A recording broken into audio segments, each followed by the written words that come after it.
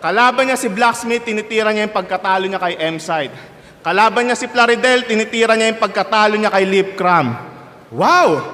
Hanep, bro. Time traveler ka na pala porket nare-rebat mo yung past battles mo. Palakpakan. Pati veterano at alamat, nagawa niyang lituhin. Estilo niya na train of thoughts, tamang pang mind conditioning. Panay palusot sa nakaraan na laban, kaya nga swak na synonym ng train of thoughts kapag natalo, merong line of reasoning.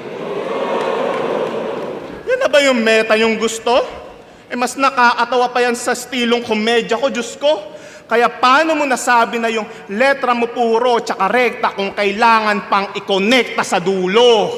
Yan na ba yung rhyme professional? Yung style mong personal? Kino-connect mo lang yung point A to point B, ganyan ka one-dimensional.